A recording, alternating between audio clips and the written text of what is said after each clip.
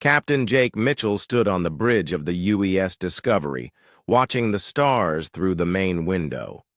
His ship had been exploring deep space for 6 months, looking for new worlds that humans could visit. The Discovery was not a warship. It was built for science and exploration. Jake never expected to find trouble this far from Earth. "Captain, I'm getting strange signals," said Lieutenant Amy Stone from her station. She was the ship's communications officer, a young woman with short brown hair and sharp eyes.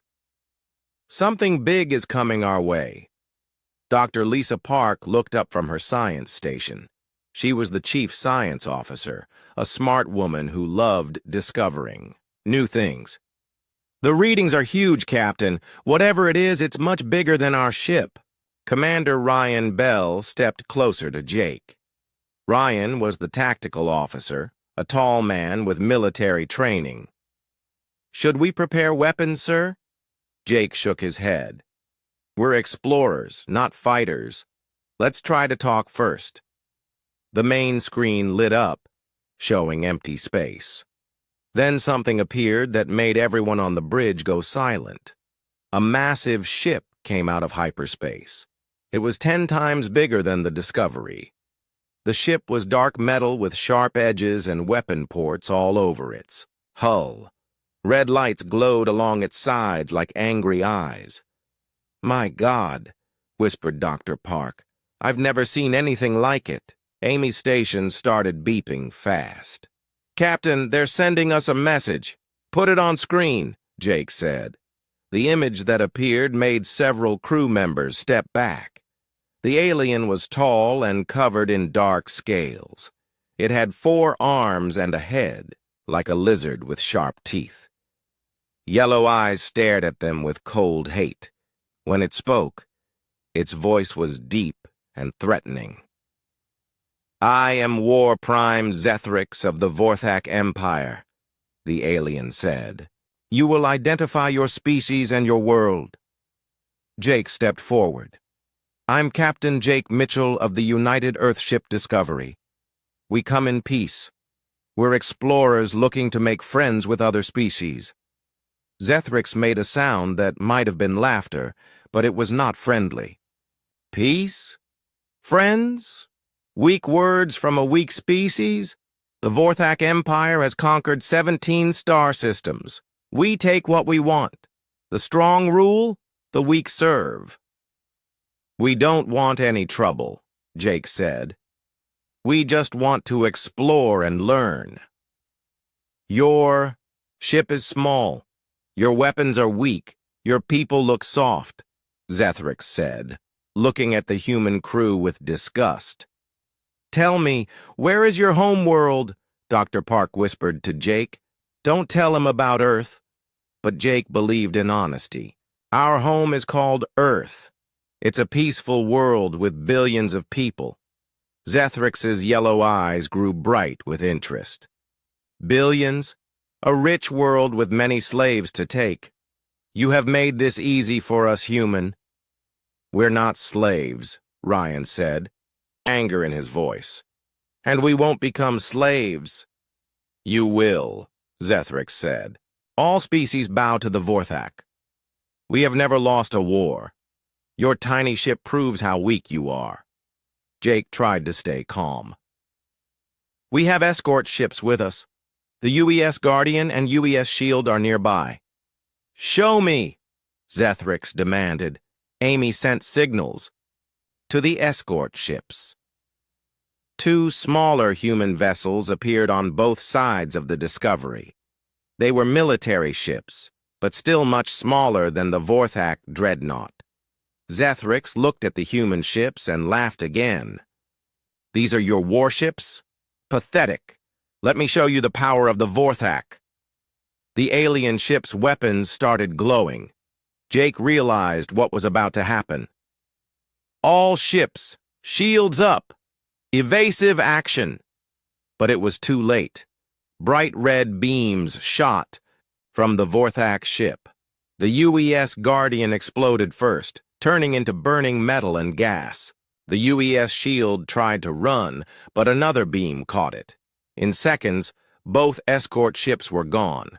150 human lives ended in moments. The bridge of the Discovery was silent except for the sound of Amy crying. Jake felt anger rise in his chest, but he kept control. His job was to keep his crew alive. "Now you see," Zethric said. "Your ships are toys. Your people are weak. I could destroy you too, but I want you to carry a message." "What message?" Jake asked, his voice hard. "Return to your Earth. Tell your leaders that the Vorthak Empire is coming. You have one solar rotation to surrender. Give us your world and your people, and we will let some of you live as slaves. Refuse, and we will kill everyone." "We will never surrender," Jake said. "You will, or you will die. There is no third choice. The Vorthak have conquered every species we have met. You humans are nothing special. Run home, little captain. Tell your people that doom is coming." The transmission ended. The huge Vorthak ship turned and jumped into hyperspace, leaving the Discovery alone among the debris of the escort ships. Dr. Park was scanning the wreckage. "I'm detecting some survivors in escape pods." "Get them aboard," Jake ordered. "Amy, send a message to Earth. Tell them everything we saw here." "Yes, sir," Amy said, wiping tears from her eyes. Ryan walked over to Jake. "Captain, we can't let them attack Earth." "I know," Jake said. "But look at what we're facing. That ship could destroy our entire fleet." "Maybe," Dr. Park said, studying her readings. "But I got some good scans of their ship. Their technology is advanced, but it's not magic. Everything has weaknesses." Jake looked at his crew. These were good people, smart people. They were scientists and explorers, not soldiers.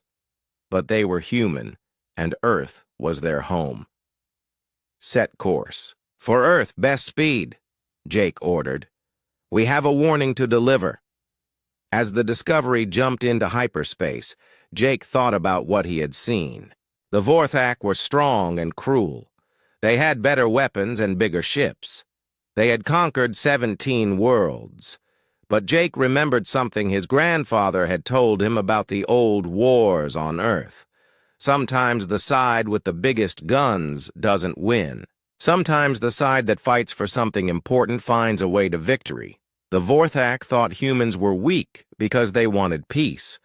They would learn that wanting peace and being weak are not the same thing. They would learn that threatening Earth was the biggest mistake they could make. The galaxy's most dangerous species had just challenged humanity. They would soon discover why that was a terrible idea. The message reached Earth 12 hours after the Discovery's encounter with the Vorthak. In the Unified Defense Council building in Geneva, Admiral Kate Thompson stared at the recording that Captain Mitchell had sent. She watched the alien called Zethric destroy 2 human ships like they were toys. "Play it again," she told her aide. General Paul Wright sat beside her, his face grim. He was a veteran of the Mars Colony Wars, but he had never seen anything like this. "Kate, we're not ready for this kind of fight." Admiral Thompson paused the B video on Zethric's face. The alien's yellow eyes seemed to stare right through the screen. "How many ships do we have?" 47 military vessels, General Wright answered. "Most are patrol ships and escorts. We have 12 heavy cruisers and 3 dreadnoughts, that's it.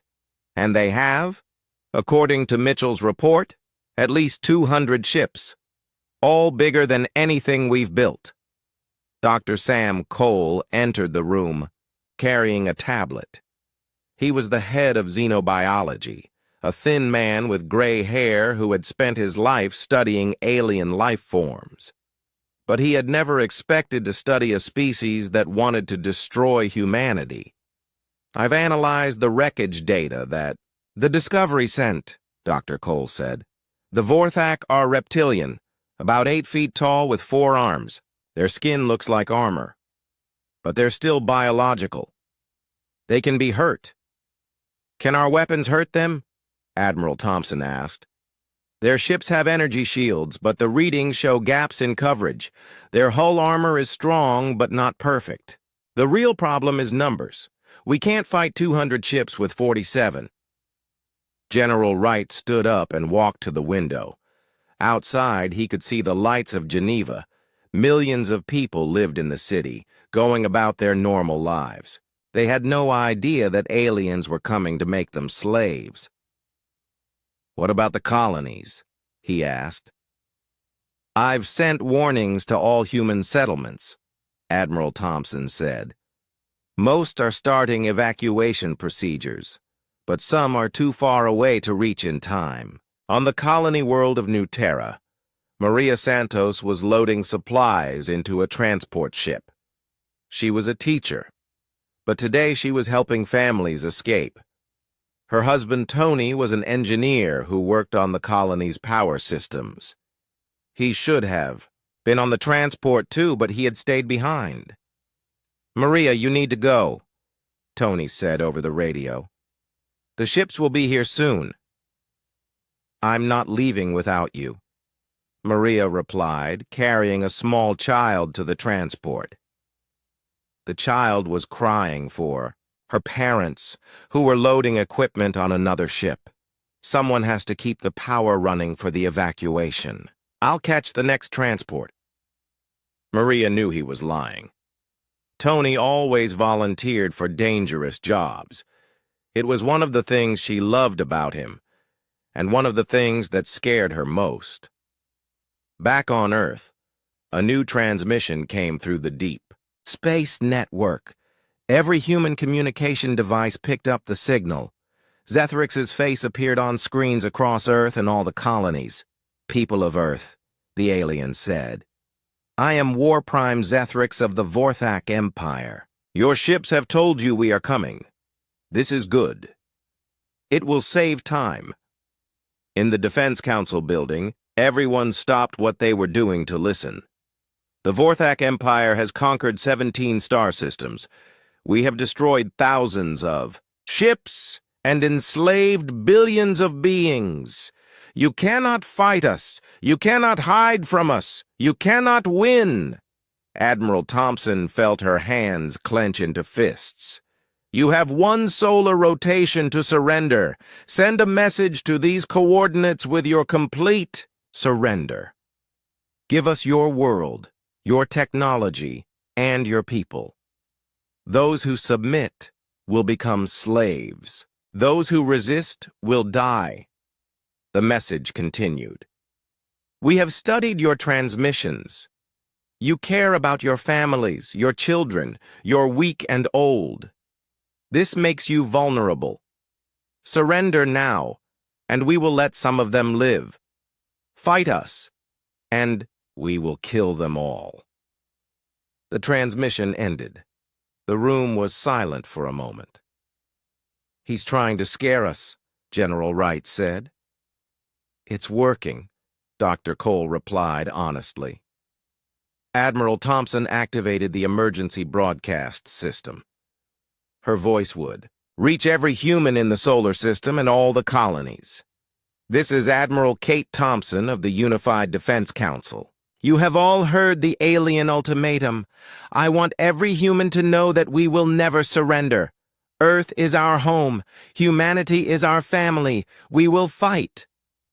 She paused, thinking about her own daughter, who was studying on the Mars colony. We are not the strongest species in the galaxy. We are not the most advanced, but we are human. We build, we explore, we protect each other. And when someone threatens our family, we fight back.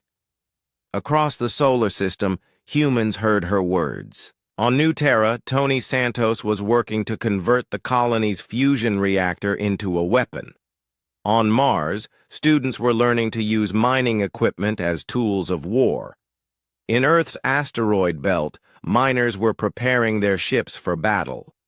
Dr. Cole was analyzing the Vorthak transmission for any useful information. "Their ship formations follow a pattern," he told Admiral Thompson. "They're used to fighting enemies who attack directly. They might not expect unconventional tactics." "What kind of tactics?" General Wright asked. "Human tactics," Dr. Cole said. "We've been fighting each other for thousands of years. We know things about war that they might not expect. In space, the Vorthak fleet was moving toward human territory. War Prime Zethrix stood on the bridge of his flagship, confident in victory. He had conquered the Altarians, who had advanced energy weapons. He had defeated the Kepler Collective, who had strong shields. He had destroyed the Vegan Alliance, who had fast ships. The humans had none of these advantages. Their technology was primitive. Their ships were small. Their species was young and weak. This would be the easiest conquest in Vorthak history. War Prime, his second-in-command, said. "The humans have not responded to our ultimatum." "They will," Zethrix replied. "They always do. Fear makes all species reasonable." But as hours passed, no surrender came from Earth. Instead, human ships began moving into defensive positions. Mining vessels left the asteroid belt. Colony ships changed course toward Earth. Even civilian transports were joining the human fleet. "What are they doing?" the second-in-command asked. Zethrix watched the human movements with growing confusion. Every other species had either surrendered immediately or had tried to run away, but the humans were gathering their forces together. They were preparing to fight. "They do not understand," Zethrix said. "They will learn. When we arrive, we will show them what happens to species who defy the Vorthak Empire." On Earth, Admiral Thompson was coordinating the defense. She knew they could not win a direct fight, but humans had never won by fighting fair. They won by being smarter, more creative, and more determined than their enemies. "General Wright, I want every ship armed with whatever we can find. Kinetic, weapons, mining charges, anything that can damage their hulls. Dr. Cole, keep studying their weaknesses. There has to be something we can use. And get me Captain Mitchell. His ship has actually faced them. We need his experience." The ultimatum deadline was approaching. Soon the Vorthak would arrive, expecting to find a surrendered, frightened species. Instead, they would find humanity ready for war. The galaxy's most dangerous species was about to learn that sometimes the smallest creatures have the biggest bite. The deadline had passed. No surrender message came from Earth. War Prime Zethrix was not surprised. Some species tried to fight before accepting their fate. The humans would learn like all the others. But something was different this time. As the Vorthak fleet approached human space, they found something unexpected. The humans were not running away or hiding. They were building. Colonel Beth Adams floated in zero gravity inside the orbital factory ship Forge. Around her, workers were turning cargo containers into weapons. Beth was a logistics officer, someone who organized supplies and equipment. But today, she was organizing war. "How many kinetic kill vehicles can we make?" she asked Dr. Helen Brooks, the chief engineer. Helen wiped sweat from her forehead. She had been working for 18 hours straight. "We can convert about 300 cargo containers into guided missiles, but they won't have shields or armor. One hit will destroy them." "That's fine," Beth said. "We don't need them to survive. We need them to hit hard." Nearby, workers were welding metal plates and installing guidance systems. These were not soldiers or weapons experts. They were factory workers, engineers, and technicians. But they worked with the determination of people fighting for their families. Lieutenant Danny Clark was in the pilot briefing room of the carrier, Ship Liberty. Danny was a cargo pilot who had spent years flying between Earth and the colonies. He had never fired a weapon in combat, but he had volunteered to fight. "Listen up," said Commander Sandra Lee, the flight leader. "We're not military pilots. We don't have fighter jets or attack ships. What we have are cargo haulers, mining ships, and transport vessels." She activated a display showing the approaching Vorthak fleet. "Their ships are big and heavily armed. In a straight fight, they'll destroy us easily, so we're not going to fight straight." Danny raised his hand. "What's the plan, ma'am?" "We're going to turn our cargo ships into guided bombs. Each ship will carry 10 tons of titanium ore in the cargo hold. At maximum velocity, that's enough kinetic energy to punch through their hulls." Another pilot asked, "What about the crew?" "Escape pods, 30 seconds before impact. It's dangerous, but it's our best chance." Danny thought about his sister's family on Earth. His nephew was only 5 years old. "Count me in the asteroid belt near Titan Station. Engineer Tony Santos was working on a different kind of weapon. He had stayed behind when New Terra was evacuated, but he was not alone. 12 other engineers had stayed to help him. "The mining charges are ready," Tony said into his radio. "We've got enough explosives to turn 3 asteroids into fragment storms." On the other end of the radio, Admiral Thompson's voice crackled. "Through." "How big a field can you create?" "About 10,000 kilometers wide. Any ship flying through it will be hit by millions of rock fragments moving at high speed. Their shields might stop the fragments." "Maybe the big ones," Tony admitted. "But we're talking about billions of pieces of rock. Even their shields have limits." Back on Earth, Dr. Sam Cole was studying every piece of data they had about Vorthak technology. He had not slept in 2 days. His eyes were red and his hands shook from too much coffee, but he kept working. "I found something," he told Admiral Thompson over the video link. "Their shields have a frequency cycle. Every 43 seconds, they reset for 0.07 seconds. That's not much time," Admiral Thompson said. "It's enough for a kinetic projectile to get through, but the timing has to be perfect." Dr. Cole pulled up another display. "Also, their ships are designed to fight enemies who use energy weapons. Their hulls are weak against physical impacts." Admiral Thompson smiled for the first time in days. "So we hit them with rocks instead of lasers." Meanwhile, Captain Jake Mitchell was studying the Vorthak fleet movements from the bridge of the Discovery. His ship had been upgraded with every weapon they could fit. It was still small compared to the alien dreadnoughts, but it was no longer helpless. "Their formation is predictable," Dr. Lisa Park observed. "They put their biggest ships in front and their smaller ships behind." Commander Ryan Bell was checking the weapon systems. "They're used to enemies who are afraid of them. They expect other species to run away." "We're not other species," Jake said. "Amy, can you hack into their communications?" Lieutenant Amy Stone looked up from her station. "I've been trying, sir. Their encryption is complex, but I'm learning the patterns." "Keep working on it. If we can disrupt their coordination, it might give us an advantage." The human fleet was gathering at Titan Station. It was not an impressive sight compared to the massive Vorthak armada. 47 military ships, about 100 mining vessels, 50 cargo haulers, and dozens of converted civilian craft.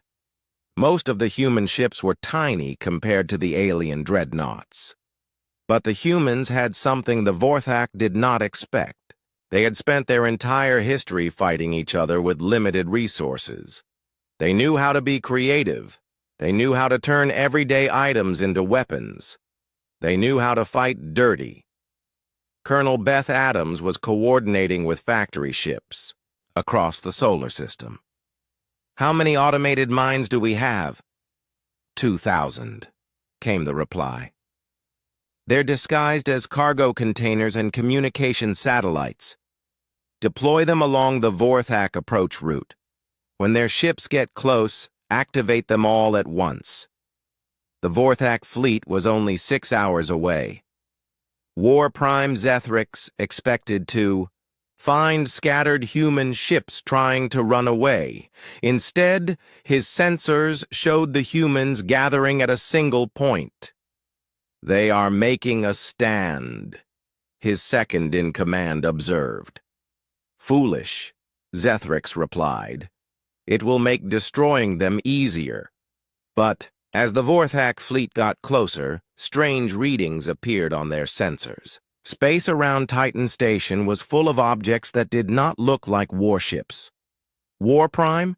We detect mining equipment, cargo containers, and communication devices. What is their purpose? Zethrix studied the readings. The humans had industrial equipment scattered throughout the battle area. They are trying to confuse our sensors. It will not work. Dr. Lisa Park was monitoring Vorthak communications from the Discovery. Captain, they're confused by our setup. They don't understand what we're doing. Good, Jake replied. Let's keep it that way. The human plan was complex but desperate. They could not match Vorthak firepower, so they would use surprise and creativity. The mining charges would create debris fields to damage enemy ships. These kinetic kill vehicles would punch through Vorthak hulls during shield resets. The automated mines would create chaos in the enemy formation. It was risky and untested. Many humans would die, but it was better than surrender. Admiral Thompson sent a final message to all human forces. Today we fight for our homes, our families, and our freedom. The aliens think we are weak because we choose peace. They will learn that choosing peace and being weak are different things. Show them what happens when you threaten Earth. The Vorthak fleet dropped out of hyperspace near Titan Station. 200 massive warships appeared, their weapons charging for the attack. War Prime Zethrix looked at the human fleet and laughed. Is this all they have? This will be over in minutes. He was about to give the order to attack when something unexpected happened. The space around his fleet began to explode. The first explosion lit up space like a small star. War Prime Zethrix watched in shock as one of his escort ships disappeared in a ball of fire. What had looked like a harmless cargo container had turned into a massive bomb. All ships, shields, up, Zethrix commanded. But it was too late. Hundreds of disguised mines activated throughout his fleet. The space around Titan Station became a deadly maze of explosions. On the bridge of the Discovery, Captain Jake Mitchell watched the chaos with grim satisfaction.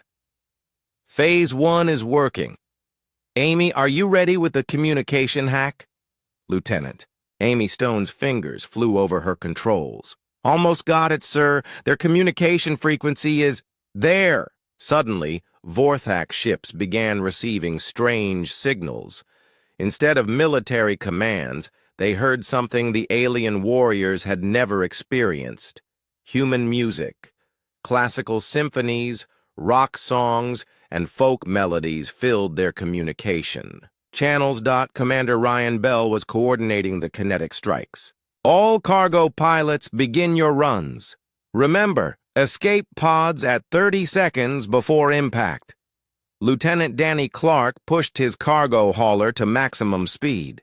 Behind him, 9 other converted civilian ships followed in formation. Their cargo holds, 8, were filled with 10 tons of titanium ore each. At this velocity, they had become guided missiles. "This is Cargo Leader," Danny said into his radio. "Beginning attack run." The Vorthak weapons turned toward the approaching cargo ships. Energy beams lanced out, destroying 3 human vessels in the first volley. But the remaining ships kept coming. Escape pods away, Danny shouted. He triggered his ejection seat and shot clear of his ship just as Vorthak weapons locked onto it. The cargo hauler slammed into a Vorthak cruiser's hull.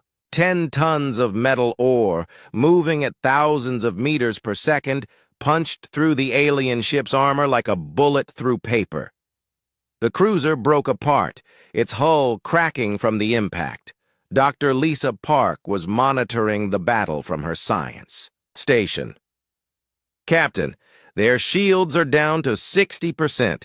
The debris field is working. Tony Santos had triggered the mining charges at exactly the right moment. 3 large asteroids exploded simultaneously, creating a cloud of rock fragments that spread across the battlefield. The fragments moved in all directions, some as small as pebbles, others as large as cars. The Vorthak shields flickered and sparked as millions of rock pieces hit them. The smaller fragments were stopped, but the larger ones got through. Several alien ships suffered hull breaches as basketball-sized rocks tore through their armor. "What is this madness?" Zethryx demanded. His tactical officer was trying to make sense of the human strategy. "They are using industrial equipment as weapons. War prime. Mining charges, cargo containers, even their civilian ships. Impossible. No civilized species fights this way." But the humans were doing exactly that. Colonel Beth Adams was coordinating the next wave of attacks from the factory ship forge. "Release the construction mechs," she ordered. 50 industrial construction robots had been converted into combat units. They were not fast or heavily armed, but they were built to work in space and handle dangerous materials. Each mech carried a payload of high explosives and was programmed to target Vorthak ship engines. The mechs moved through the debris field like metal spiders, using their magnetic clamps to attach to enemy hulls. Vorthak point defense weapons shot at them, but the mechs were small and moved unpredictably. War Prime Zethryx watched in growing alarm as his fleet took damage from attacks he did not understand. "How many ships have we lost?" 37 destroyed, War Prime. 15 more heavily damaged. Zethryx could not believe it. In the first hour of battle, the humans had destroyed more Vorthak ships than any enemy in the Empire's history, and they had done it with cargo ships and mining equipment. "All ships focus fire on the human military vessels," he commanded. But the human military ships were not fighting like any fleet the Vorthak had faced. Instead of forming battle lines, they moved in small groups, using the debris field for cover. They would appear, fire a few shots, then disappear behind asteroids. Commander Ryan Bell was leading one of these hit-and-run attacks. "Target their weapon systems, not their hulls. We want to disable them, not destroy them." His squadron of destroyers fired kinetic rounds at a Vorthak dreadnought. The shots were timed perfectly, hitting during the brief moment when the enemy shields reset. The rounds punched through the ship's weapon arrays, leaving it unable to fight back effectively. Dr. Sam Cole was analyzing the battle data from Earth. "Admiral, we're doing better than expected. Their formation is breaking apart." Admiral Thompson was coordinating the overall strategy. "Tell our pilots to keep using unconventional tactics. The aliens don't know how to respond." She was right. The Vorthak had conquered 17 star systems using the same strategy: overwhelming firepower in direct confrontation. Their enemies had always tried to match them, ship for ship, weapon for weapon. But humans were fighting differently. Dr. Lisa Park had discovered something important. "Captain, I've been analyzing their communication patterns. They're arguing with each other." Captain Jake Mitchell looked at the data. "What are they saying?" "Their lower-ranking officers are questioning War Prime Zethryx's tactics. They've never faced losses like this before." Amy Stone looked up from her station. "Sir, I think I can make their communication problems worse. If I broadcast human transmissions on their command frequencies." "Do it," Jake ordered. Suddenly, Vorthak ships began receiving human news broadcasts, civilian radio shows, and even children's educational programs. The alien warriors, who had never heard concepts like sharing or cooperation, became increasingly confused. One Vorthak captain tried to contact his flagship. Instead of military orders, he heard a human child singing a song about friendship. Another ship received a broadcast about a human family adopting an orphaned alien pet. The concepts were so foreign to Vorthak, thinking that some crews stopped, fighting to try to understand what they were hearing. The tide of battle was turning. What had started as a simple conquest was becoming a nightmare for the Vorthak. They were losing ships to enemies who fought with tools instead of weapons, who used kindness as psychological warfare, and who refused to give up even when facing impossible odds. War Prime Zethrix realized he was facing something he had never encountered, a species that became more dangerous when threatened, not more afraid. "War Prime," his tactical officer reported. "The humans are sending small ships toward our damaged vessels. Destroy them." "Sir, they're not attacking. They're rescuing the survivors." Zethrix stared at the tactical display. Human ships were indeed approaching disabled Vorthak vessels, but instead of finishing them off, they were taking aboard alien survivors. Enemy crews who should have been left to die were being given medical treatment and safe passage. "This is impossible," Zethrix muttered. "No species saves their enemies, but humans did." Even in the middle of a desperate battle for survival, they were rescuing alien crew members from damaged ships. It was a concept so alien to Vorthak, thinking that it broke the psychological foundation of their empire.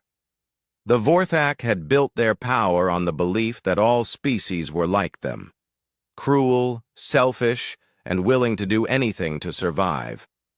But humans were showing mercy to their enemies while simultaneously destroying their fleet. "All ships, fall back to secondary positions," Zethrix ordered. For the first time in his military career, he was retreating from a weaker enemy.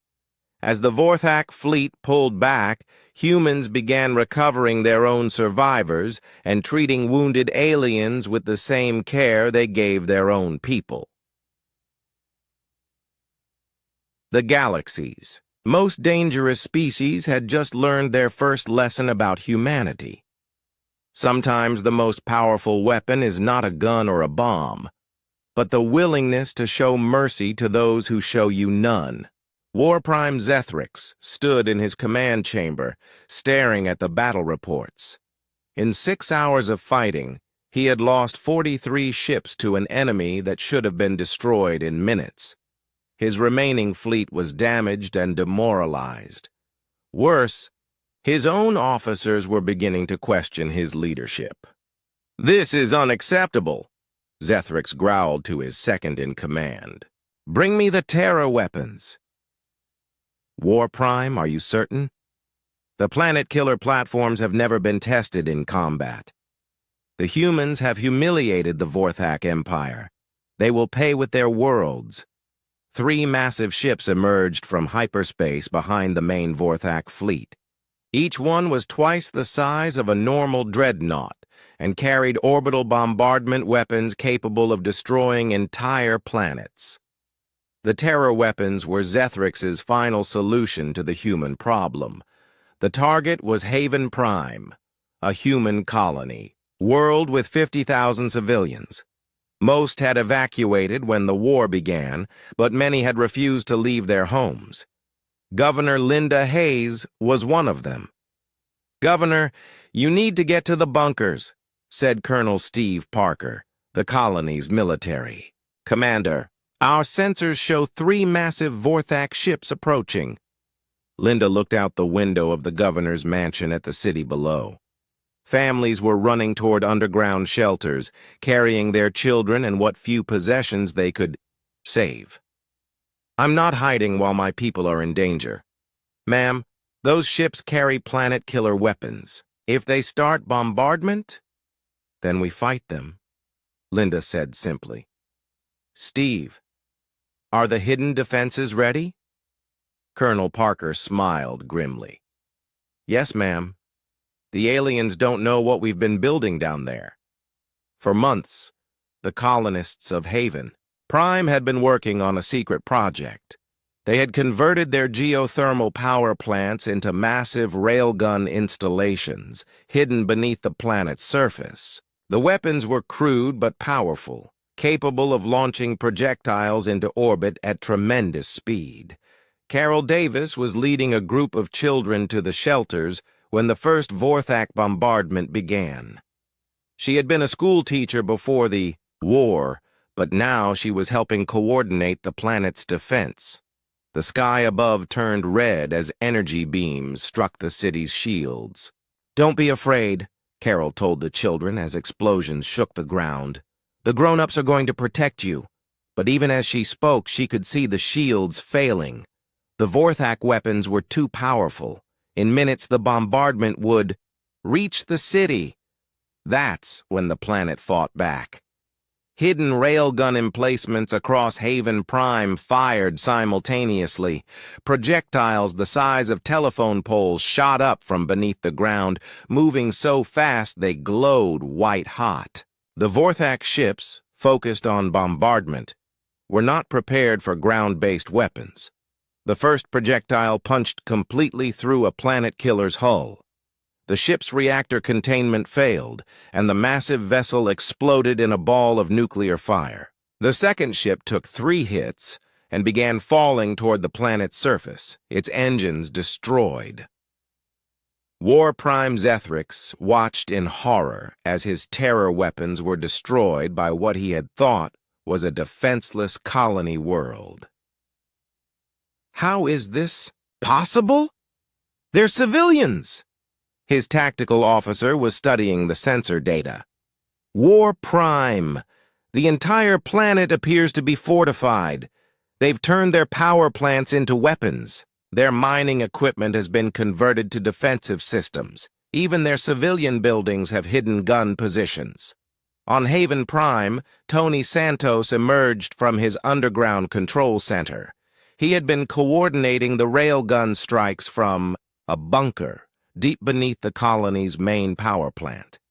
His wife Maria ran to him, tears of relief in her eyes. The planet killers are gone, Tony reported to Governor Hayes. But there's still one Vorthak ship in orbit. Can we hit it? It's moving. Too fast. But I have an idea. Tony's plan was desperate but simple. The colony's fusion reactors could be overloaded to create a massive electromagnetic pulse. It would destroy most of the colony's electronics, but it might also disable the remaining Vorthak. Ship, do it, Governor Hayes ordered. The pulse lit up the sky like a second sun. Every electronic device on Haven Prime went dark, but in orbit, the Vorthak ship began tumbling out of control. Its systems fried by the electromagnetic burst, it crashed into the planet's ocean. Colonel Steve Parker was coordinating rescue operations when something unexpected happened. Escape pods from the crashed Vorthak ship were detected in the ocean.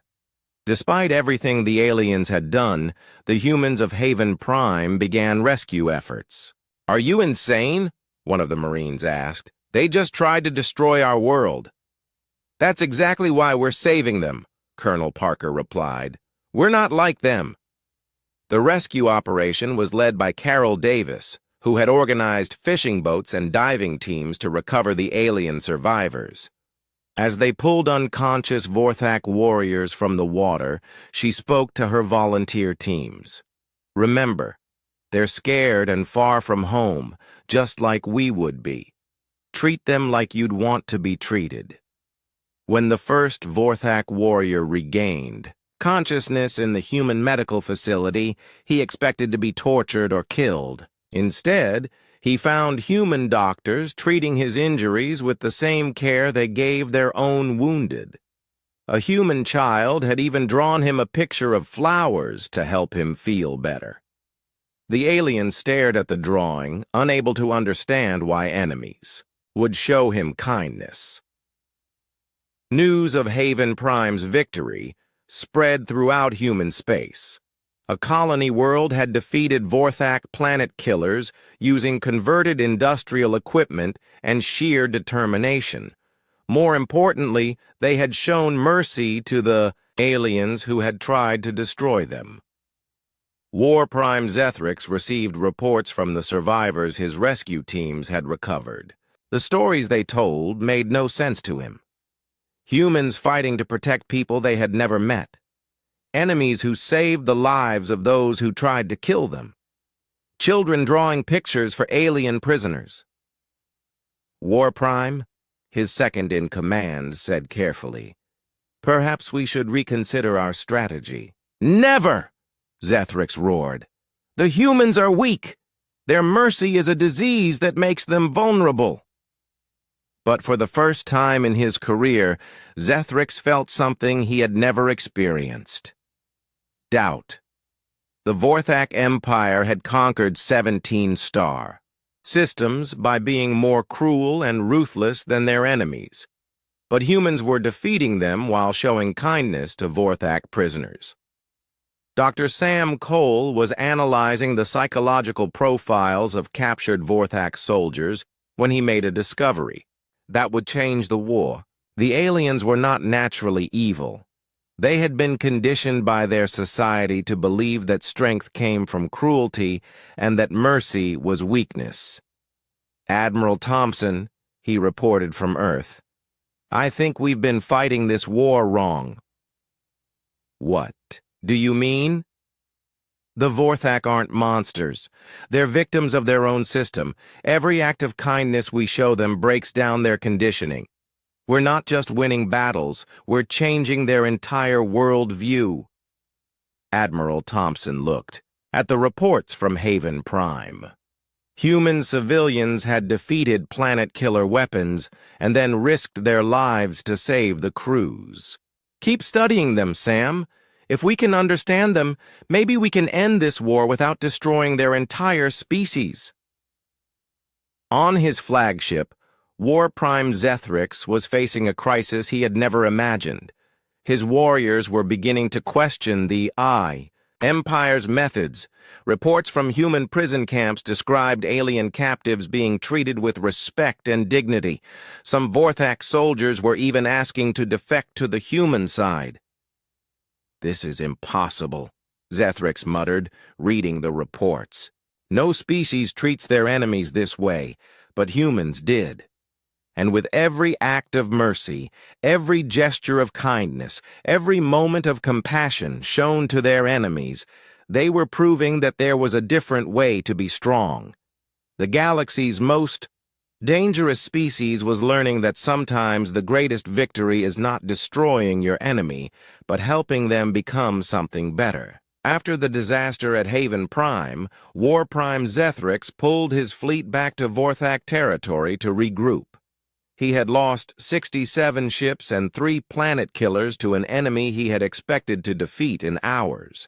Worse, morale among his troops was cracking as stories spread about human kindness to prisoners. But Zethrix did not know that the humans had no intention of letting him recover. Captain Jake Mitchell, now promoted to Admiral, stood on the bridge of his new flagship, the UES Defiance. The ship had been built using captured Vorthak technology, combining human creativity with alien engineering. Around him, his crew studied holographic displays of enemy territory. "The Vorthak have withdrawn to the Kepler 442 system," reported Dr. Lisa Park, now his chief science officer. "Intelligence suggests they're using it as a staging area." "What else is in that system?" Jake asked. Commander Ryan Bell, promoted to Jake's second in command, highlighted several planets on the display. 3 worlds with slave populations. The Vorthak conquered them 5 years ago. Jake's expression hardened. Then it's time to return the favor. We're not just fighting for Earth anymore. We're fighting for everyone the Vorthak have enslaved. The Sod's human strategy had changed. Instead of waiting for the next attack, they were taking the war to enemy territory. Admiral Kate Thompson had authorized the formation of liberation fleets, task forces designed to free conquered worlds and disrupt Vorthak supply lines. Marine Lieutenant Alice Green was reviewing the mission briefing aboard the assault transport. UES Liberation. She commanded a unit of volunteer soldiers, men and women who had signed up to fight after seeing footage of Vorthak slave camps. "Listen up, Marines," Alice told her troops. Kepler 442b has 2 million Malari civilians under Vorthak control. They've been slaves for 5 years. Our job is to free them and get them to safety. Sergeant Mike Torres raised his hand. "What about the Vorthak garrison?" "Standard procedure," Alice replied. "Disable their ships, capture their troops, treat prisoners according to human military law. No revenge, no cruelty. We're liberators, not conquerors." The Liberation Fleet dropped out of hyperspace at the edge of the Kepler 442 system. 50 human ships, including converted cargo vessels and mining ships, faced a Vorthak garrison of 20 warships. But the humans had learned to turn disadvantages into advantages. Dr. Helen Brooks had developed new weapons based on captured alien technology. "Sonic torpedoes are ready," she reported from the engineering section. Dr. Cole's research shows that Vorthak biology is vulnerable to specific sound frequencies. The sonic torpedoes were Jake's idea. Instead of trying to destroy enemy ships, they would incapacitate the crews with harmonic frequencies that disrupted Vorthak nervous systems. The aliens would be knocked unconscious but not killed. "Begin the attack," Jake ordered. The human ships moved in formation, firing sonic torpedoes at the Vorthak garrison. The alien vessels tried to return fire, but their crews began collapsing as the harmonic weapons took effect. Within minutes, 20 Vorthak ships were drifting helplessly in space. Lieutenant Alice Green's Marines landed on Kepler 442b to find something that broke their hearts. The Malari were small, peaceful beings who looked like tall, thin humans, with blue skin and large eyes. They had been worked nearly to death in Vorthak mining operations. "Please don't hurt us," whispered an elderly Malari as Alice's troops entered the slave camp. "We have done everything you asked." Alice knelt down to the alien's level. "We're not Vorthak. We're humans, and we're here to free you." The Malari stared at her in confusion. "Free? What does this mean?" It broke Alice's heart to realize that an entire generation of Malari had grown up knowing only slavery. "It means you can go home. It means no one will hurt you anymore." The liberation of Kepler 442b took 6 hours. Human medical teams treated thousands of malnourished and injured Malari, while engineers began dismantling the slave labor facilities. But the most important moment came when Alice met with the Malari elder, a being named Kesh, who remembered life before the conquest. "Why do you help us?" Kesh asked. "What do you gain from freeing slaves?" Alice thought about her answer carefully. "Because it's right. Because everyone deserves to be free. Because that's what humans do." Kesh was silent for a long moment. Then he spoke words that would change the course of the war. "The Vorthak have 17 slave worlds. If you truly fight for freedom, we will help you find them all. Word of the Kepler 442 liberation spread throughout Vorthak territory faster than any official communication. Enslaved species on other worlds began to hope. Vorthak officers began to question their empire's methods, and War Prime Zethrix realized that the humans had turned his greatest strength into his greatest weakness. "They're attacking our supply lines," reported his tactical officer. "Slave worlds are rebelling. Our garrison forces are requesting reinforcements." Zethrix studied the strategic display with growing alarm. Red markers showed human attacks across Vorthak space. The humans were not trying to conquer territory. They were liberating slaves and gathering allies. "How many ships have defected?" he asked. 17 Vorthak vessels have joined the human liberation fleets. Their crews claim they no longer wish to serve the Empire. Zethrix could not comprehend what he was hearing. Vorthak soldiers switching sides to fight alongside their former enemies? It was impossible, yet it was happening. On Earth, Dr. Sam Cole was coordinating with alien refugees to understand Vorthak psychology. The captured soldiers and defectors all told the same story. The Vorthak Empire was built on fear and brutality, but humans offered something the aliens had never experienced: acceptance without submission. "They don't understand how we can be strong without being cruel," Dr. Cole explained to Admiral Thompson. "Every act of kindness we show them challenges their entire world view." Admiral Thompson was reviewing reports from the liberation fleets. "How many worlds have we freed?" 7 so far, with 5 more operations in progress. We've rescued over 10 million slaves and gained the alliance of 6 different species. The war was transforming from a simple conflict between 2 species into a galaxy-wide liberation movement. Humans were not trying to build an empire. They were dismantling one by offering a better way to live. Captain Jake Mitchell was preparing for the next operation when he received an unexpected message. A Vorthak sub-commander named Kylan was requesting to meet under a flag of truce. "It could be a trap," warned Commander Ryan Bell. "Maybe," Jake agreed. "But if there's a chance to end this without more bloodshed, we have to try."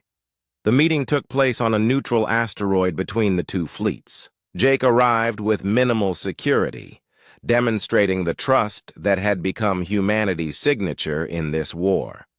Sub-Commander Kylan was younger than Jake had expected, with scars that suggested he had seen many battles. When he spoke, his voice carried exhaustion and doubt. "I have served the Vorthak Empire for 20 years, Kylan said. "I have conquered worlds and enslaved species. I believed it was strength." "What changed your mind?" Jake asked. "Your prisoners," Kylan replied. "I visited the camps where you hold captured Vorthak soldiers. They are fed, clothed, given medical care. Some have learned to read human literature. One showed me a picture drawn by a human child welcoming him to Earth." Kylan paused, struggling with concepts he had never considered. "War Prime Zethrix says your mercy is weakness, but I have seen your warriors fight. You are not weak. You choose to be kind. I do not understand this, but I wish to learn." Jake extended, his hand in the human gesture of friendship. "Then let's teach each other." As Kylan shook Jake's hand, the foundation of the Vorthak Empire began to crumble. Not through military defeat, but through the simple realization that there was a better way to be strong. The galaxy's most dangerous species was discovering that their greatest enemy was not human weapons or tactics, but human compassion. War Prime Zethrix stood alone in his command chamber, staring at reports that filled him with rage and desperation. Half of his fleet had defected to the humans. 14 slave worlds had been liberated. The Vorthak Empire, which had ruled for 3 centuries, was collapsing from within. But Zethryx had one final weapon, something so terrible that even the Vorthak High Command had forbidden its use. The Voidmaker, an experimental antimatter device capable of destroying entire star systems. If he could not rule the galaxy, he would deny it to the humans. War Prime, his science officer said nervously. The Voidmaker is still unstable. Our calculations show a 30% chance of chain reaction. It could destroy multiple star systems, including our own worlds. Better to rule ashes than to submit to these human monsters, Zethryx snarled. Set course for Earth. We end this where it began. On Earth, Admiral Kate Thompson was coordinating the defense from Luna Base when the sensors detected something that made her blood run cold. A massive Vorthak vessel, larger than anything they had seen before, was approaching the solar system. But this was not an invasion fleet.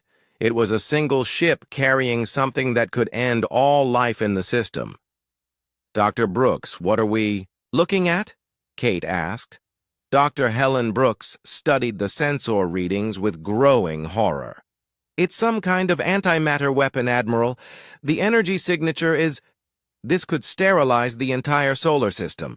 Admiral Jake Mitchell received the emergency transmission while his Liberation fleet was freeing another slave world.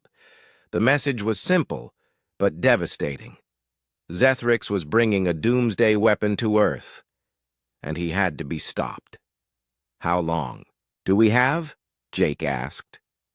6 hours until the weapon reaches Earth orbit, came the reply. Jake looked at his crew. These people had become his family during the long months of war. Dr. Lisa Park, Commander Ryan Bell, Lieutenant Amy Stone, and dozens of others who had followed him from the first encounter with the Vorthak. Set course for Earth, maximum speed, Jake ordered, and prepare for boarding action. Captain Carol Davis, the former teacher who had become a resistance leader on Haven Prime, was now commanding her own ship. She received Jake's transmission, requesting all available vessels to converge on Earth. This is it, she told her crew of volunteers. If that weapon fires, everyone we love dies. Everyone we've fought to save dies. We stop it here or we don't stop it at all. Across human space, ships began racing toward Earth. Military vessels, converted cargo haulers, mining ships, even some captured Vorthak vessels crewed by defectors. Sub-Commander Kylan, who had joined the human cause, was leading a squadron of former Vorthak warriors who had chosen freedom over tyranny. On Earth, civilians were being evacuated to underground shelters and off-world colonies. But many chose to stay. Governor Linda Hayes had arrived from Haven Prime with a volunteer force. Tony and Maria Santos were coordinating civilian defense networks. Even children were helping, carrying supplies and comforting those who were afraid. Dr. Sam Cole was studying the antimatter weapon from long-range sensors. The device is incredibly unstable, he reported to Admiral Thompson. Any attempt to destroy it conventionally could trigger the chain reaction. What about disarming it? Someone would have to board the ship and manually shut down the weapon. But the ship is heavily defended, and the process would take at least 20 minutes. Anyone who goes in there, he didn't need to finish. It would be a suicide mission. Admiral Jake Mitchell made the decision without hesitation. I'm going. Sir, we can't ask you to, Commander Ryan Bell began. You're not asking. I'm volunteering. That's what humans do. The final battle began as Jake's boarding team approached Zethryx's massive ship. Human vessels engaged the Vorthak escort fleet, while Jake's shuttle, carrying only a dozen volunteers, slipped through the defenses. Dr. Lisa Park was with the boarding team, along with Amy Stone and Ryan Bell. They had insisted on accompanying Jake, despite knowing they probably would not return. "Remember," Jake told his team as they cut through the enemy hull, "we're not here to fight. We're here to save everyone, including the Vorthak." Inside the enemy ship, they found something unexpected. Most of the Vorthak crew was already dead or unconscious. The antimatter weapon was draining the ship's life support to maintain containment. "Even Zethrix's own people are dying for this madness," Amy observed. They fought their way to the weapons control room, where they found War Prime Zethrix waiting for them. The alien warrior was alone, his massive form hunched over the weapon controls. "You're too late, humans," Zethrix growled. "In 5 minutes, your homeworld dies, and this galactic infection of mercy and weakness dies with it." Jake stepped forward, his weapon lowered. "It doesn't have to end this way. Your own people are abandoning you. The galaxy is changing. Because of you," Zethrix roared. "You corrupted them with your poison ideas of kindness and cooperation." "We showed them there was another way to be strong," Jake replied calmly. "You can learn it too." For a moment, Zethrix hesitated. In that pause, Jake saw something he had never expected. Fear.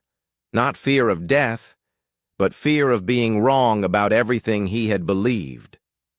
Dr. Lisa Park was working frantically at the weapon.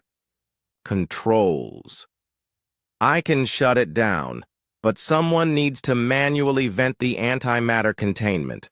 The person who does it will die," Jake finished. "I know." But before Jake could move, something unexpected happened. War Prime Zethrix pushed him aside and placed his own clawed hands on the manual controls. "Why?" Jake asked. Zethrix looked at him with yellow eyes that were no longer filled with hate. Because you saved my warriors. Even after they tried to kill you, you treated them with honor. I do not understand this, but I know it is not weakness." "Zethrix, there might be another way." "No," the alien warrior said firmly. "For 300 years, the Vorthak have spread death and slavery across the galaxy. Let my last act be different." Zethrix activated the manual venting system. Antimatter began flowing harmlessly into space, where it dissipated without exploding. The doomsday weapon was disarmed, but the process flooded the control room with lethal radiation. As Jake and his team evacuated, they could see Zethrix through the observation window, still working at the controls to ensure the weapon could never be reactivated. The mighty War Prime, who had conquered 17 star systems, was dying to save the species he had tried to destroy. In his final moments, Zethrix spoke into his communicator, sending a message to all remaining Vorthak forces. "This is War Prime Zethrix. I order all Vorthak ships to stand down and surrender to human forces. We have been wrong. The humans have shown us what true strength looks like. Learn from them, as I should have learned long ago." The weapon was disabled. Earth was safe, and the galaxy's most dangerous species had finally learned the difference between being strong and being feared. But the cost of that lesson was written in the sacrifice of a warrior who chose redemption over revenge. In his final moments, 6 months after the death of War Prime Zethrix, the galaxy was a different place. The Vorthak Empire had officially surrendered, but more importantly, it had transformed. What had once been a military dictatorship built on fear was becoming something new, a coalition of species working together for mutual benefit. Admiral Jake Mitchell stood in the Central Command Center of the new Galactic Liberation Coalition headquarters, built on a space station orbiting Earth. Through the massive windows, he could see ships from dozens of different species working together. Human vessels flew alongside reformed Vorthak ships, Milari exploration craft, and vessels from other species that had been freed from slavery. "The morning reports, Admiral," said Commander Ryan Bell, now Jake's chief of staff. Ryan had been promoted after the final battle, though he still preferred to think of himself as Jake's friend rather than his subordinate. Jake reviewed the reports with satisfaction. Another former slave world had been liberated. Trade agreements were being established between species that had never met in peace. Most importantly, there had been no armed conflicts in the galaxy for 3 months. Dr. Lisa Park entered the command center carrying a tablet full of research data. She was now the Coalition's chief science officer, coordinating research projects between dozens of species. "The cultural exchange programs are exceeding expectations," she reported. "We have Vorthak children learning human art, human students studying Milari philosophy, and mixed crews on exploration vessels." "Any problems?" Jake asked. "Minor ones. Some Vorthak adults still struggle with concepts like cooperation and mercy, but their children are adapting quickly. Give it 1 generation, and the old empire will be just a memory." Lieutenant Amy Stone, now Captain Stone, was managing communications between Coalition worlds. She had developed translation protocols that allowed real-time conversation between species that had never been able to communicate before. "Admiral, we're receiving a priority transmission from Sub-Commander Kylan," Amy reported. The main screen activated, showing the former Vorthak officer who had become one of humanity's strongest allies. Kylan now commanded a joint task force responsible for hunting down the last remnants of the old empire. "Admiral Mitchell," Kylan said, his scarred face showing something that would have been impossible a year ago, a smile. "We have located the final Vorthak holdout fleet. They are requesting terms for surrender." "Any demands?" Jake asked. "Only one. They want to meet with you personally. It seems your reputation has spread even to the die-hard loyalists." Jake nodded. "Set up the meeting, and Kylan, make sure they understand that surrender means joining the Coalition, not just ending hostilities." "Understood, Admiral. They will be treated with the same honor you have shown all of us." As the transmission ended, Jake reflected on how much had changed. Kylan had once been an enemy commander, but now he was a trusted friend and ally. The transformation of the Vorthak people had been remarkable, but it was not unique. Across the galaxy, former enemies were becoming partners. On Haven Prime, Governor Linda Hayes was overseeing the construction of a memorial to those who had died in the war. But it was not a monument to victory. It was a tribute to sacrifice and redemption, honoring both human and Vorthak losses. "The inscription is ready for your approval," said Tony Santos, the engineer who had become the colony's chief of construction. Linda read the words carved in both human and Vorthak languages.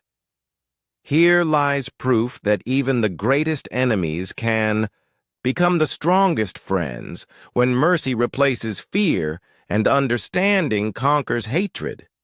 "Perfect," she said. "Zethrix would have approved."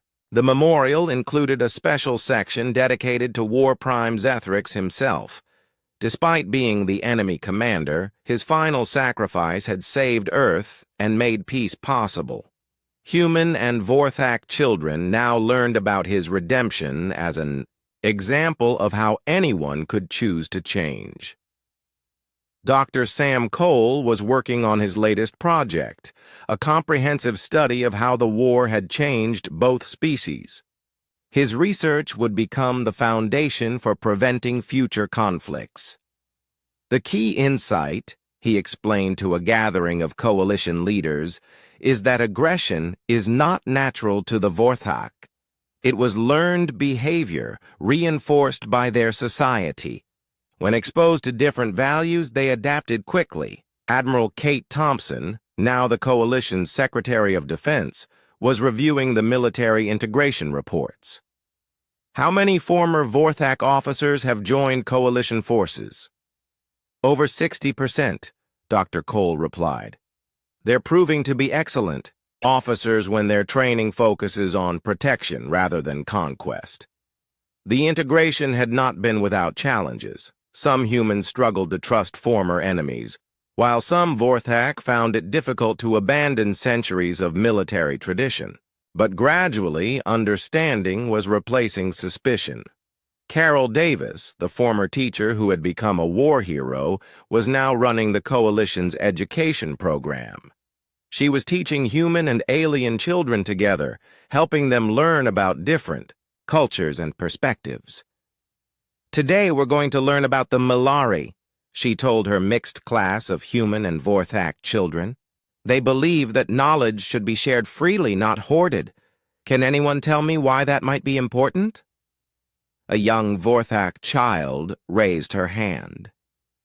Because when everyone learns, everyone gets stronger? Exactly, Carol smiled. And when everyone is stronger, everyone is safer. The economic transformation was equally remarkable. Former slave worlds were becoming independent trading partners. Vorthak military technology was being converted for peaceful purposes. Human industrial techniques were being shared with species that had never experienced rapid development. Maria Santos was now managing trade relations between Earth and the Vorthak homeworld. The cultural barriers are disappearing faster than anyone expected, she reported to the Trade Council. Vorthak consumers are fascinated by human art and entertainment. Human engineers are eager to learn Vorthak metallurgy techniques. But perhaps the most significant change was philosophical. The Vorthak concept of strength through domination was being replaced by the human understanding that true strength came from cooperation and mutual support. Admiral Jake Mitchell received a personal message that made him smile. It was from a group of Vorthak children who had learned about his role in the war.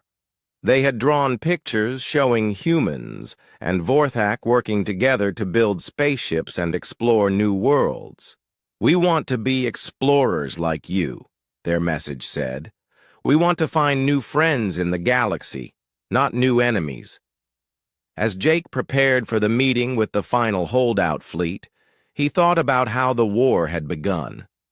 The Vorthak had seen humans as weak because they chose peace over conquest. They had made the fatal mistake of confusing kindness with weakness, mercy with vulnerability. The final surrender took place in the same star system where the war had begun.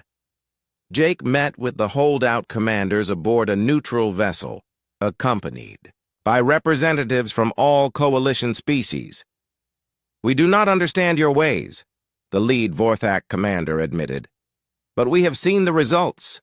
Former slaves live in freedom. Our own people have found peace. Perhaps we were wrong about strength. Strength isn't about who you can defeat, Jake replied. It's about who you can help. Join us and help us build something better than any empire.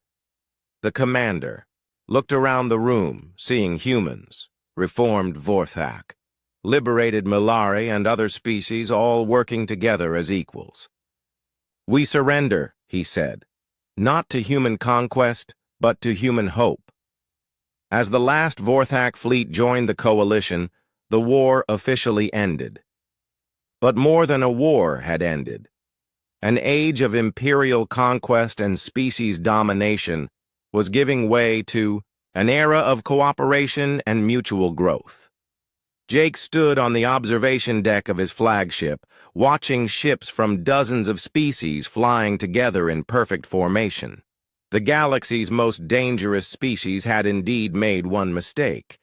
They had challenged humanity. But that challenge had led not to their destruction, but to their transformation.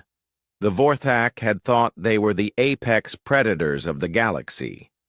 They had learned that humans were even more dangerous, not because they were more violent, but because they had the power to turn enemies into friends, fear into hope, and empires into families. As Jake watched a mixed crew of humans and Vorthak working together to repair their ship, he realized that humanity's greatest victory was not defeating the Vorthak Empire. It was helping the Vorthak people discover that there was a better way to be strong. The galaxy would never be the same. And that was exactly what humanity had hoped for all along.